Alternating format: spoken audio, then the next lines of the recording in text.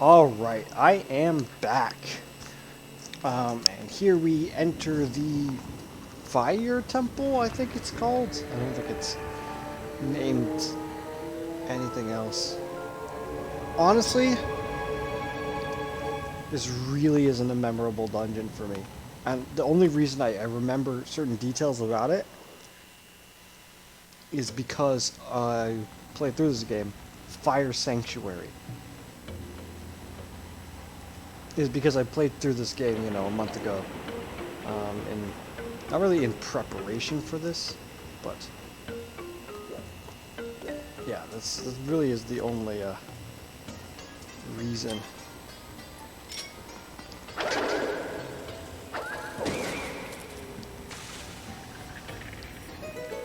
Alright, so one of the big gimmicks of this place is these water fruit things. I have to use this because I have no arrows. Right, and if they're just stationary, oh my goodness, I can't shoot these guys. Hold on, I'm actually gonna hop off and there we go. Refill on arrows. Oh my goodness. Well, you know, we have an empty bottle now. Might as well. Let's see, are there any more arrow things here?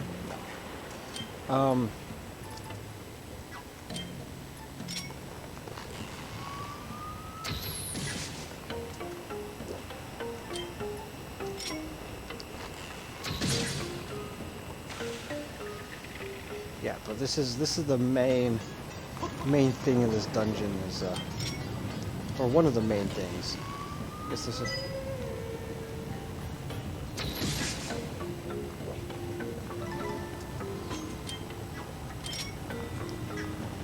I'm just gonna dodge this guy's arrows until not that these guys can hit a moving target, they don't know how to lead their shots.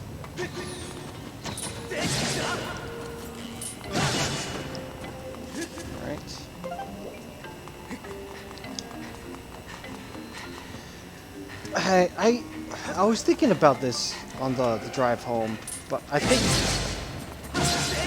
what makes a good Zelda dungeon for me has to be some form of cohesiveness throughout the dungeon. Like dungeon level cohesiveness. When I think back to Twilight Princess, and spoilers for the Twilight Princess Dungeons, I guess I should warn people. Like, when I think of cohesiveness, you know, I think of the monkeys, right? You're getting them throughout the dungeon. This is a dungeon-wide gimmick. It's not just a singular...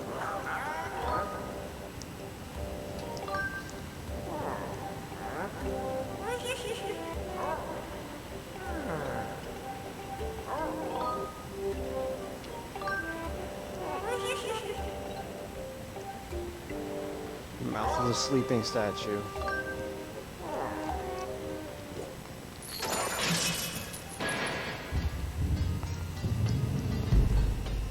Like some level of cohesiveness, like Forest Temple, getting the monkeys, right? Monkeys help you to get to different rooms, you know, specific monkeys, and then eventually you get all the monkeys and then let you get to the boss room, right?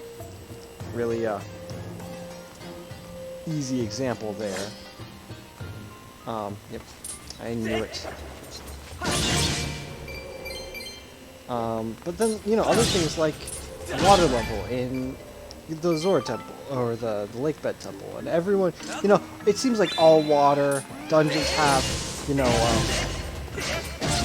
have some form of water raising, right? So it's not the most unique concept, I guess, at this point. But the fact that, you know, this water flowing, you know, it changes so much, you know, it opens up the different, rotors that, you know, drive which rooms you can get to, you know, not just like the sort of water wheels, right? And they power the rest of the dungeon as well as raise water levels, and then you need to like trace, like raising the water level in the lakebed temple changes everything about it.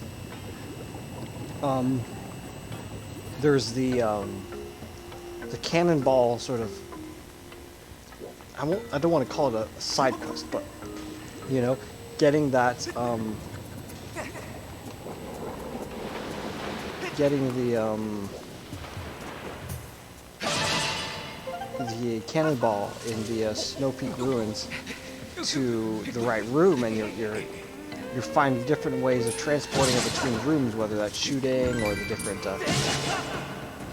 door things, or not door things, like the cannonball levers and stuff like that, right? Like, and you're just trying to get this one cannonball into the right room, and everything kind of centers around that. Like, that's cohesive, you know?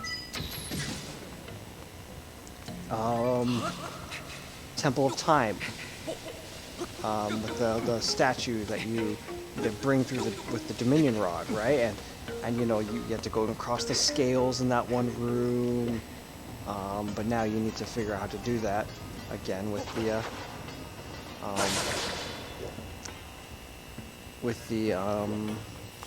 the statue now, right? And you have this like sort of common thing that, you know, exists amongst all rooms, right?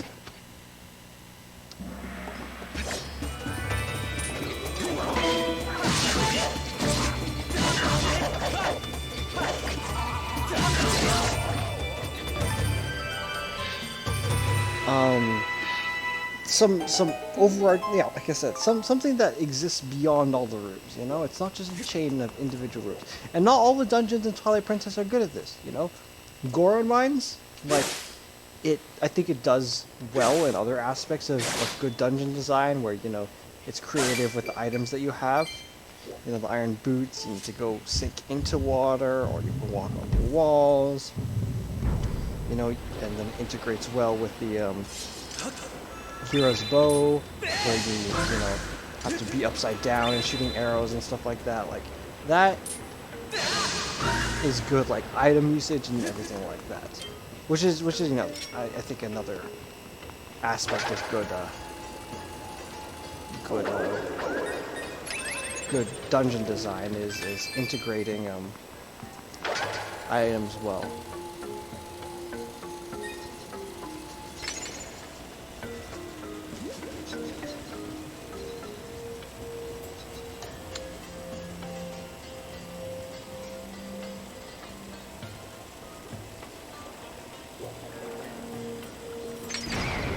Go.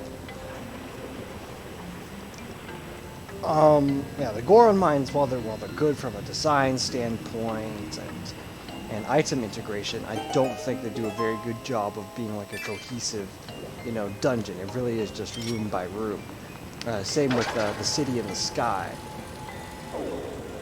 Now, City in the Sky is helped in its dungeon design slightly. I think it's one of the worst dungeons in Twilight Princess. One of the things that helps it, that helps it be a good dungeon is the fact that you have the Ukus there that you can interact with, even though you can't speak with them. Once again, Snow Peak Ruins, which I will cite as one of the better dungeons in Twilight Princess, it has the Yetis. You know, it's bringing character to the game. You know, it's adding life. It's not just an empty, you know, soulless dungeon. No, you've got the Yetis in there, and they both do their best to help you. One of them a little bit better than the other, but that's all right. And it makes, and that's what makes the that final boss against Blazetta so impactful, is because Yetta is great, and she was doing her best for you, but you know, evil and everything like that.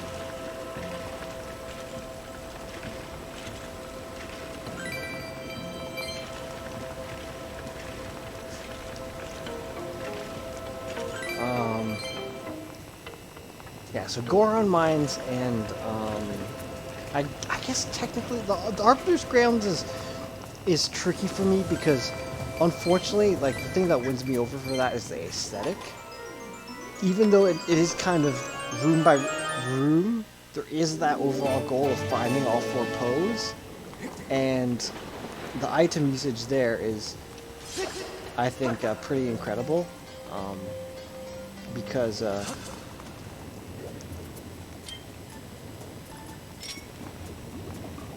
wait, no. The item usage, I think, is pretty good because it, wait. Why did we progress in here? Or do we not progress in here?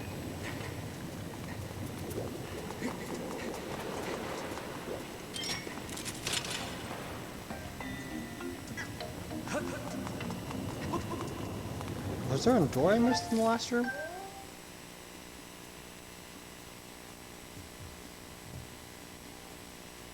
Oh, where's the... Oh, I have a key. What am I... Like, I opened that chest and got a key, and I... Anyway, so yeah, like, the Snow Peak Ruins, you know, the Yetis in there, I don't know, breathe life into it a little bit, you know? There's a friendliness, and there's the progression of making Yeto's soup better and better and better, you know?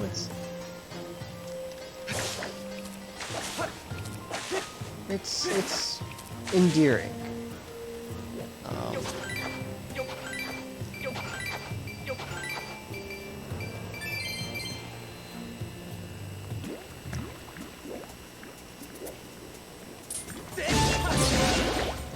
So it's not just the fact that there is that sort of continuous goal of getting the well, it's not continuous, I guess, but that goal halfway through the dungeon of moving getting the cannonball into the right place to kill the big ice guy. It's cohesive there, and that's good.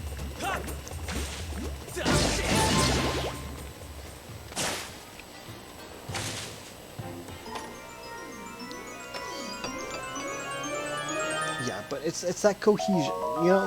So in Twilight Princess, so many of the dungeons do not. Oh my goodness! Stop. Do not have that cohesion. Oops.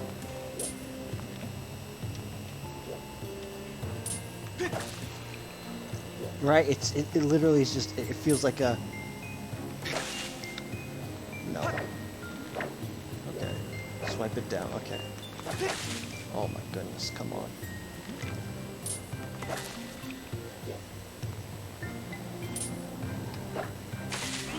There we go. But yeah, like the Lanayru mining facility, I think, is one of the worst offenders. Where it's a long dungeon that is simply just individual rooms, room after room after room, that are just individual rooms, and it drags on because it's not like you're bringing a singular time shift stone, you know, like you are in the pirate base. You know, I think the pirate base is, frankly, has a better dungeon concept than the Lanayru mining facility, and the pirate base is not. It's not a full, you know, dungeon.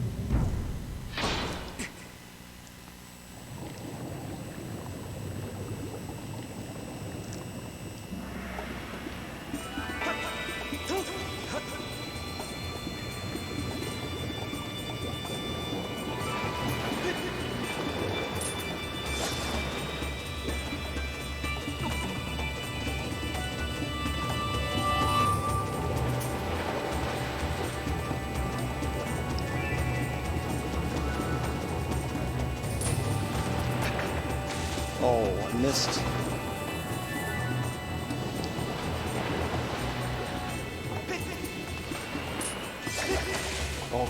on.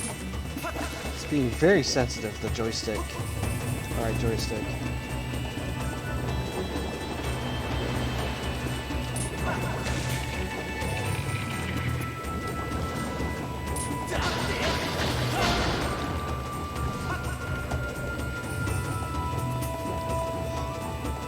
But yeah, that cohesiveness is present in a lot of Twilight Princess Dungeons. The thing that I like about the Majora's Mask dungeons is they really make use of... Oh my goodness. They really make use of the abilities. And that's another thing that, you know, will win me over for a dungeon, is, you know, proper usage of abilities, right? And all the movement options that were available to you in Majora's Mask with the, you know, the Zora mask, right, and having to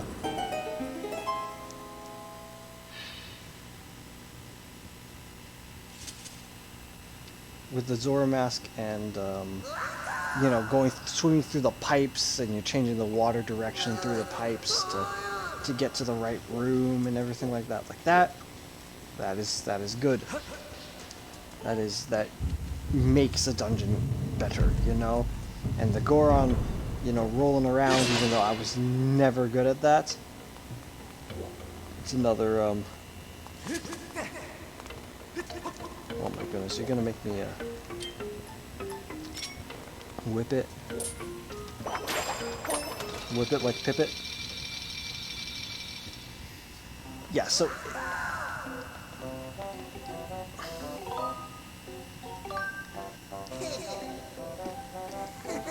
alright, so this guy gives you a new set of digging mitts.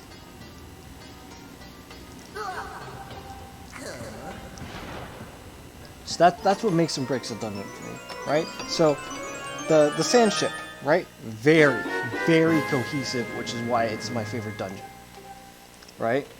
Because throughout most of it, you are, you know, figuring out how do I hit the time shift stone and change all of the different rooms here to get to my objective or sub-objective, right? That's good dungeon design. So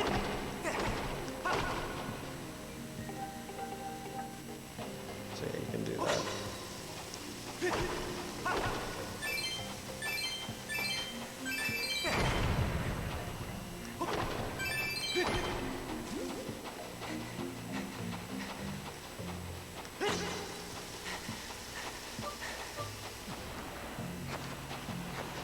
So yeah, Sandship, very cohesive. The Ancient Sister, fairly cohesive. I will say I do prefer, the thing that wins me over for the Ancient Cistern is the sort of how do I describe it? The atmosphere, that sort of distinct atmosphere with the creepy underground and the you know, bright and sunny above ground, like that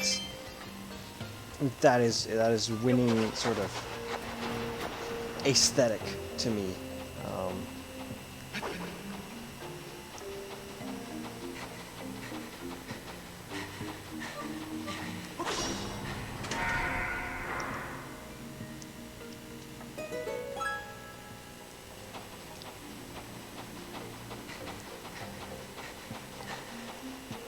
And that's why the Ancient Cistern I rate as the third best. But everything else, like the only cohesion you have in the Skyview Temple,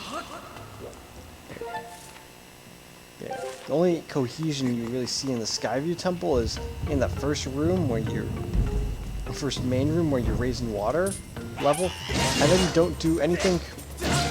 You know, it's not like it affects the rest of the dungeon. It affects three rooms. And then you proceed on, and you enter rooms that are unchanged by the water, right? There's no.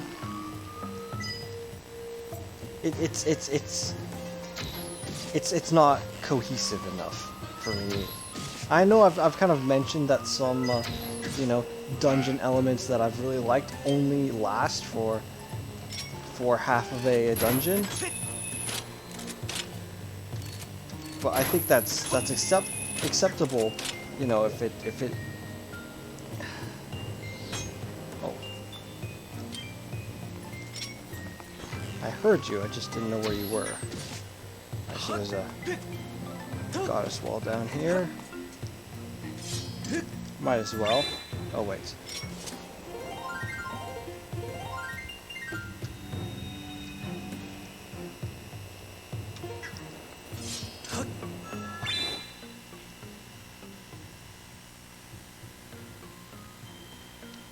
I really should do arrows, but we're gonna try this again.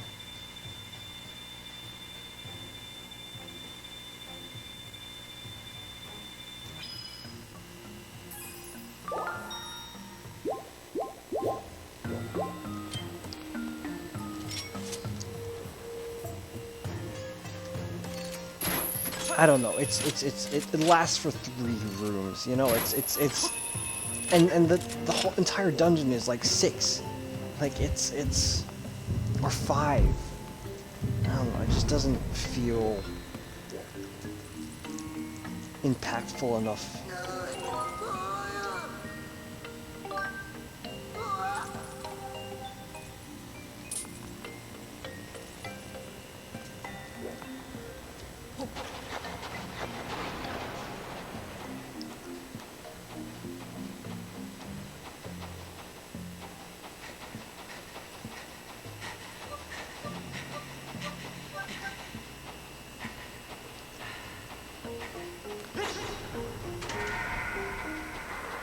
So Skyview, this temple has no cohesiveness. It just feels like it's just a series of rooms that are not truly. I mean, they are connected through these underground passageways, somewhat, but like it's get to next door, open next door, and that adds linearity when there's no central room that, you know, everything gets affected by, you know.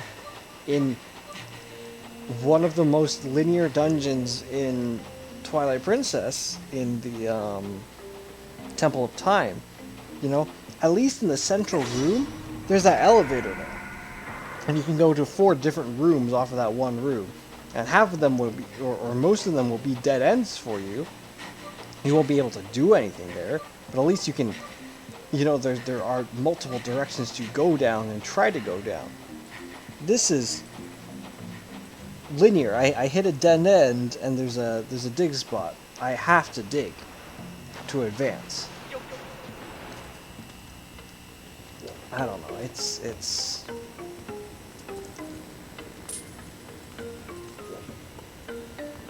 oh yeah, we opened this up. Oh my goodness, come on. Yeah, the right joystick's being very sensitive.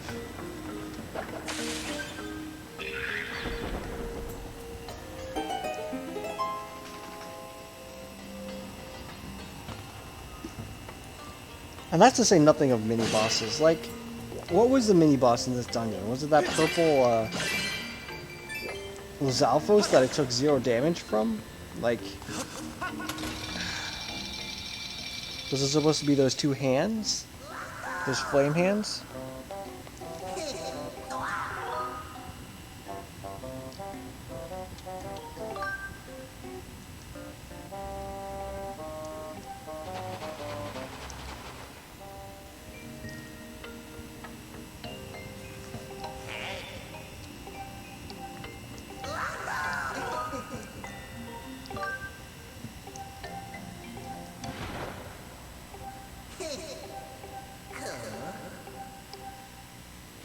Yeah, so there's Silva, there's Bronza, or Bronzy, and whatever, and then there's one more. Alright, so we've got Silver, Bronze, and Gold.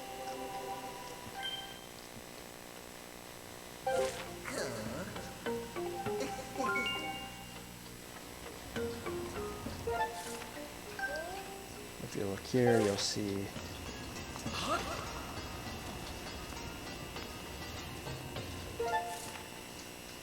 Oh, shoot.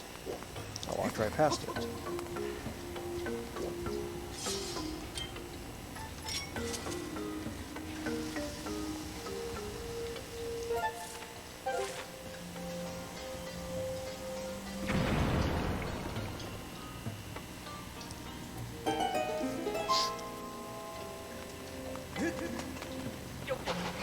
So yeah, like, mini bosses also, of course, help with atmosphere and making a dungeon good, in my opinion. I love the mini bosses in Twilight Princess, as well as the bosses themselves. You know, the fact that we're facing Girahim again as the boss for this dungeon. Like, and it's a buff for Girahim, but okay, this game needed. Oh shoot. Needs Girahim though.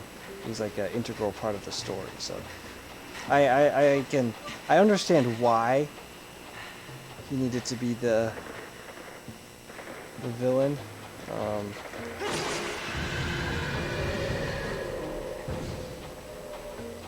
So I shouldn't complain too much about Girahim being a boss. He's a good character, I think. There's not many games where you play against where you fight against the secondary villain several different times. You know, you're chasing him down or something, or he's stalking you and whatever. Like Xant, you know, you only fight once, even if you encounter him several different times.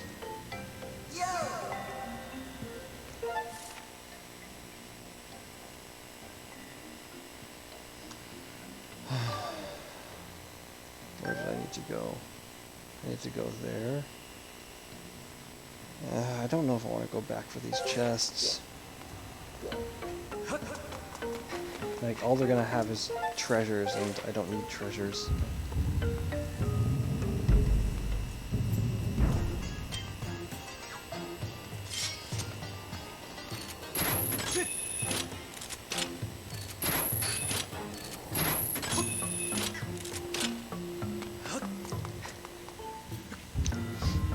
I don't know, that's just kind of my philosophy, is dungeons, a good dungeon needs, you know, and either an exceptionally, like, good environment, like a standout environment, or unique, yeah,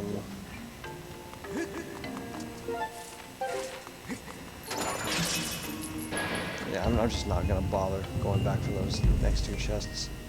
It either needs like a standout environment, like really standout, unique environment. I'm not just talking about, oh, it's another underwater dungeon. Oh, it's another dungeon with a lot of fire and lava in it. You know, it needs to really be. Oh wait, I hear like screams of moblins shooting at me. Oh, hey.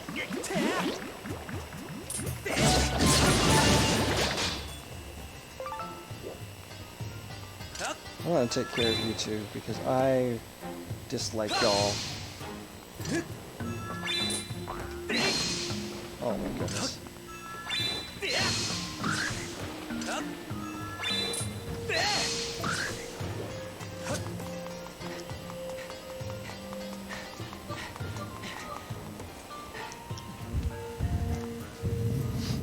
Yeah, so either like outstanding environment, very unique bosses, mini bosses. Like there's one dungeon in Minish Cap where, like, most of the dungeons, I think I'm pretty sure, if I'm remembering correctly, you're like fighting the enemies, you know, as Big Link, right? And then there's one very unique one where you're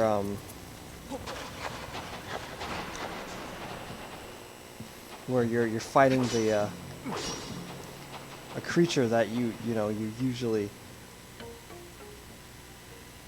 you know, a chew, except you're tiny now. Alright, so you have Platts, okay, Platts, Silva, and Bronzy.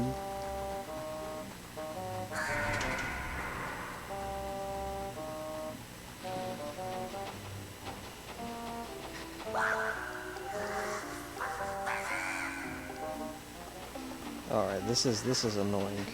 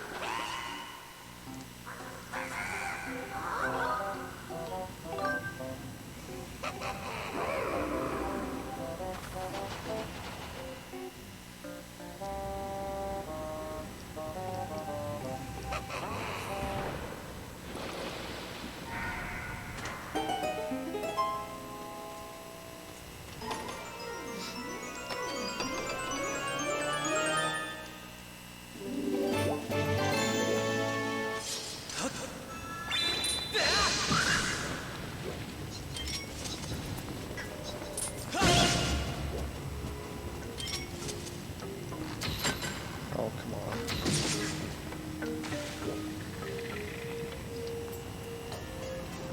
So yeah, I think a lot of Twilight Princess, or you know, dungeon item interactions can also make me really like it. Like, I mean, the Dominion Rod as a concept is really cool. I always have soft place for that. The spinner, the Twilight Princess dungeon items are just massive, massive wins. Hold on. Oh yeah. There's one more thing to do here that I neglected.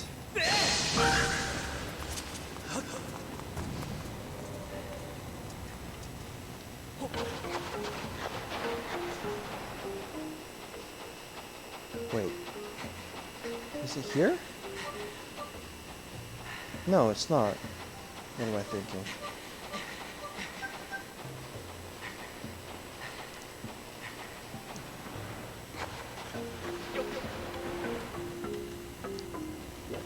Did I not see it or something?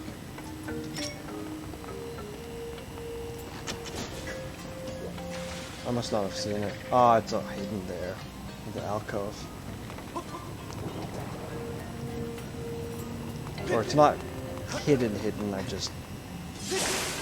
Oh, what? Oh, there it is.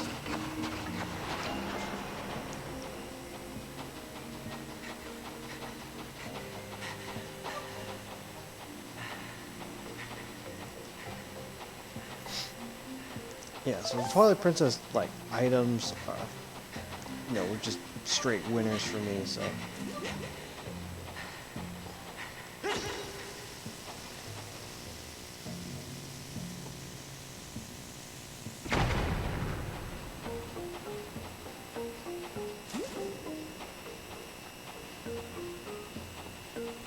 Alright, so you can, like, do a 3-point mosey.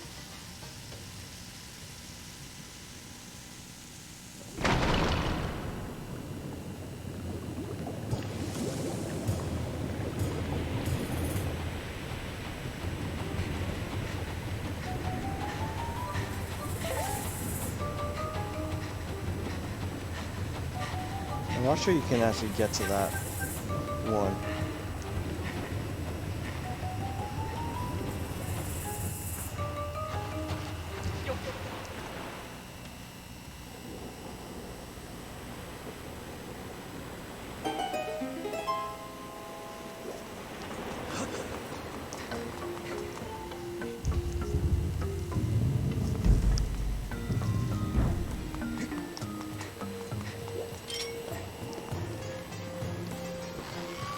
But yeah, either like aesthetic and feel, the like central sort of gimmick,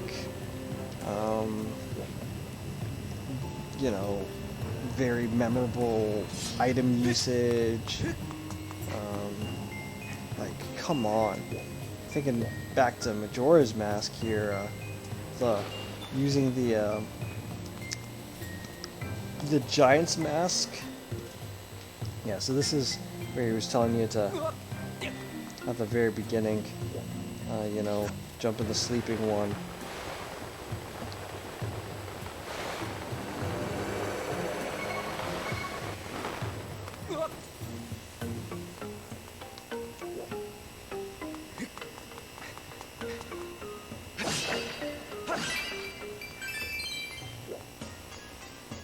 Oh, I never saw Betro to upgrade my wallet ever.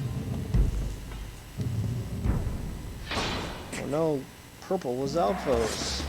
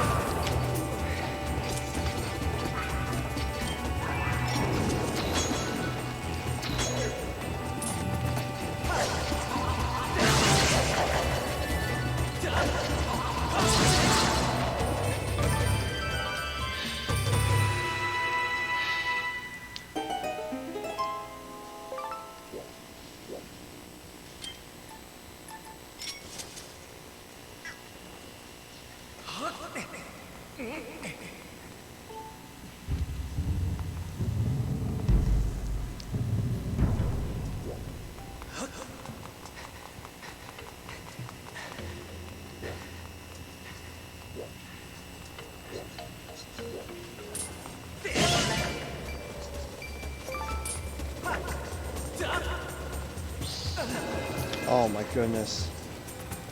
So yeah, I'm cursed, I can't use my items, I can't throw my sword.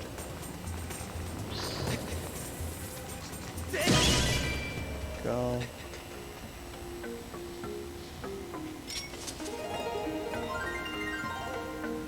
I am gonna go and heal up here because here he may mess me up. He has in the past.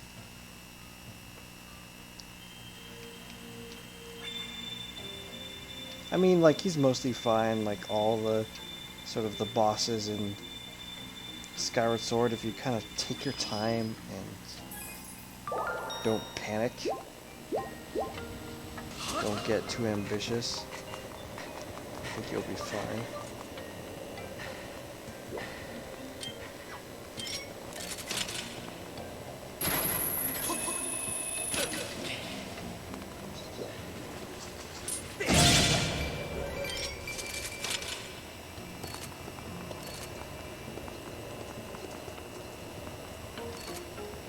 There's something over there?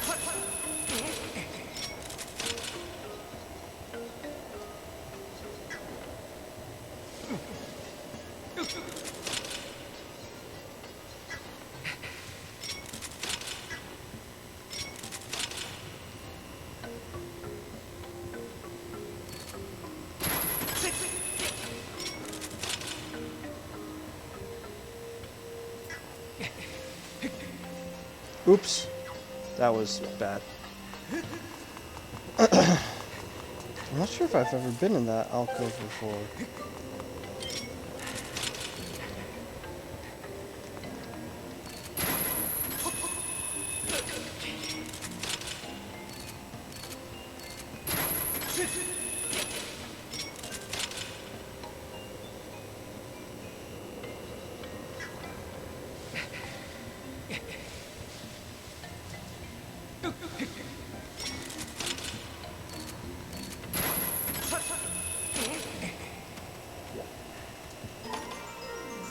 Yeah, I'm not sure I remember getting this treasure chest ever.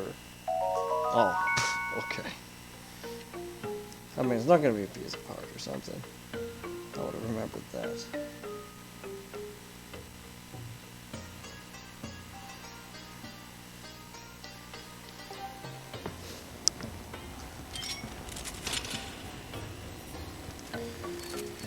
Anyway, that's enough complaining about dungeons. This one just isn't memorable for me.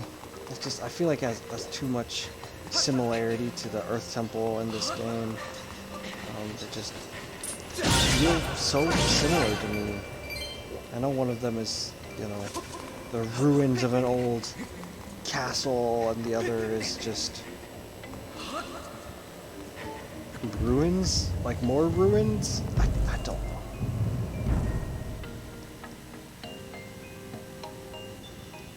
Oh, and you know, it annoys me because the Magmas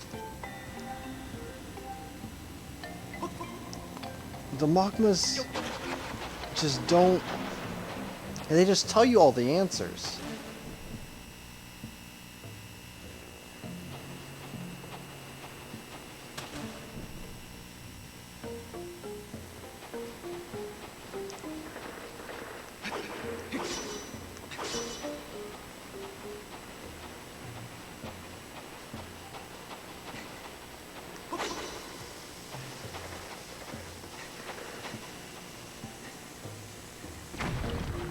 You know, the whole thing about invisible statue, like if that was something, or sleeping, jump into the sleeping mouth, you know, like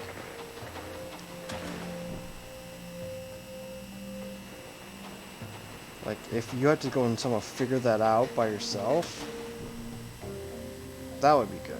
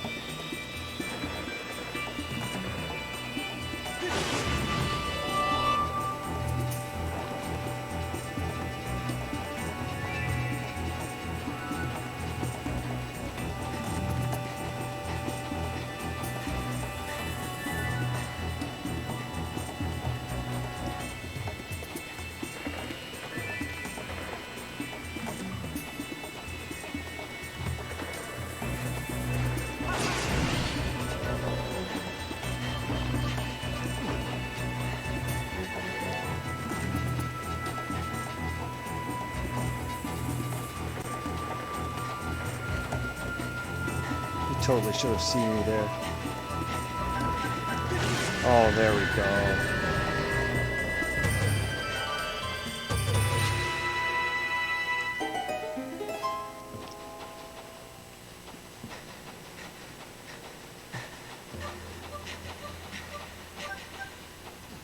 Alright, out of here. Yeah, so I didn't explain this, but the order is, you know, 0, 1, 2, 3, 4. You're supposed to hit the ones ascending, with ascending wings in a certain order.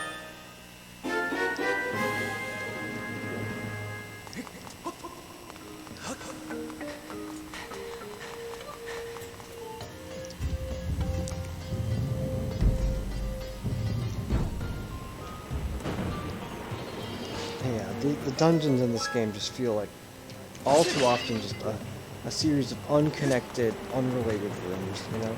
The only purpose of one room is to get you to the door to get you to the next room, you know? That's it. It's just not engaging enough for me.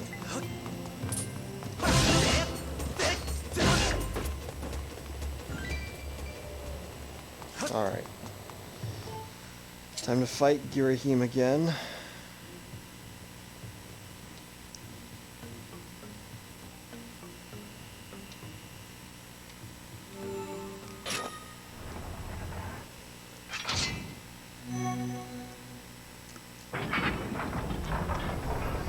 Yeah, but anyway, today was Tuesday the 29th.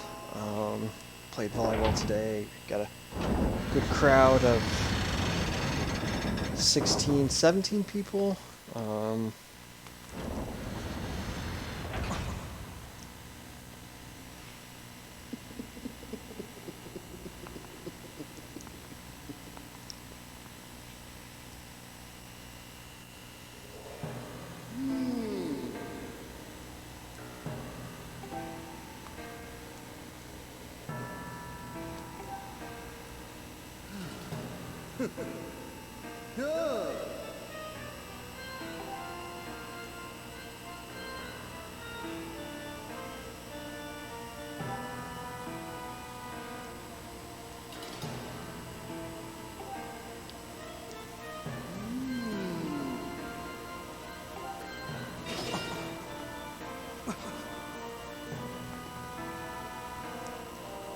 Girahim's a good character.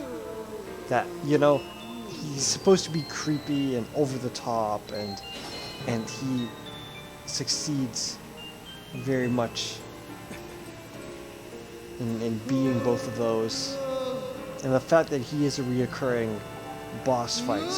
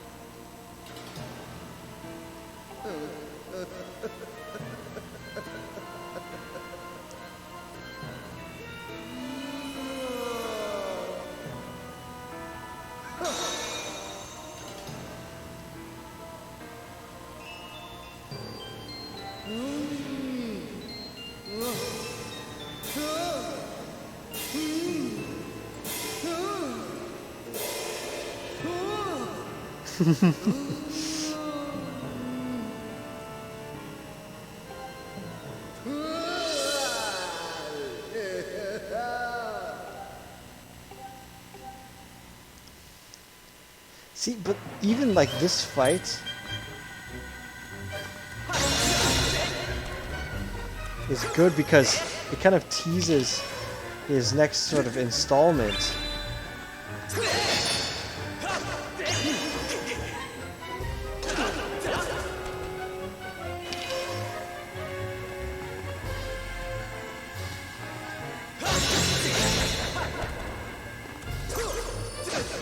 Oops.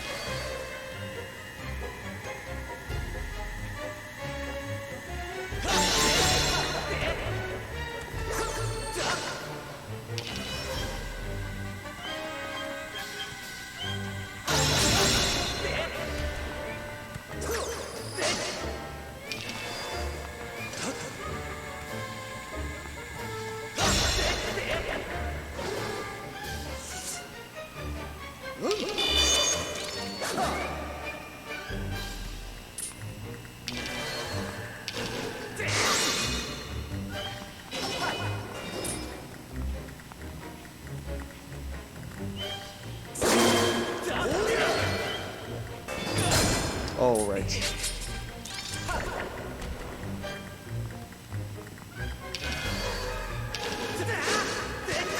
Oops. Couldn't get the...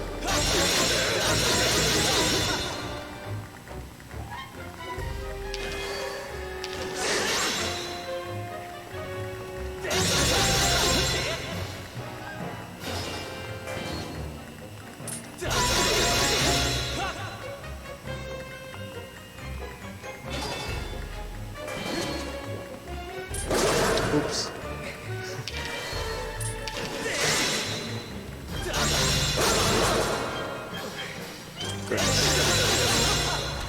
I may be wailing on him a little bit too much.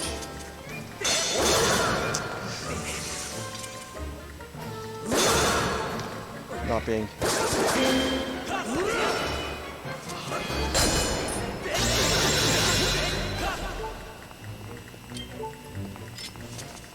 I'm going to use this.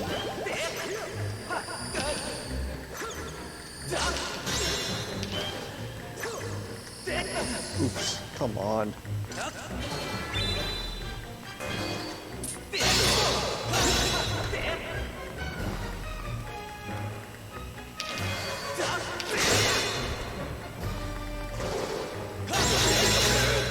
Alright. Maybe I didn't need that revitalize. Whatever.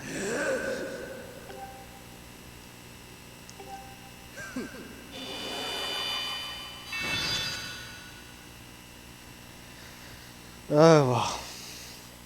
Yeah, that fight always messes me up. I need to... Well, we'll get plenty of time to practice it later.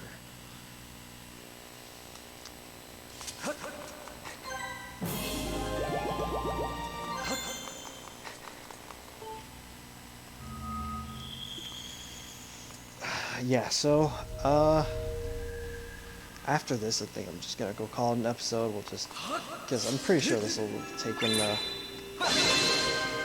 ample amount of time. Yeah, it's 51 minutes right now. I kind of want to watch Lakers or Nuggets Clippers. So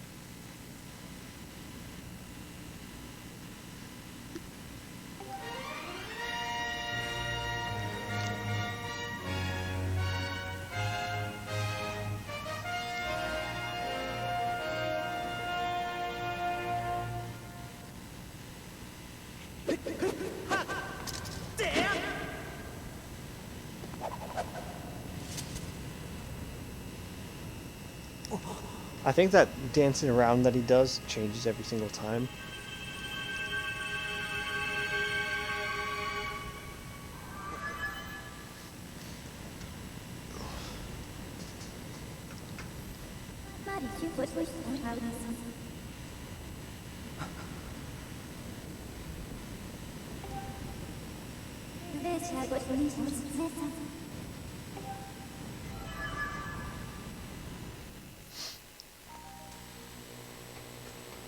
Alright, but like I said, that's going to be the end for this episode. It's 51 minutes. It's a decent time.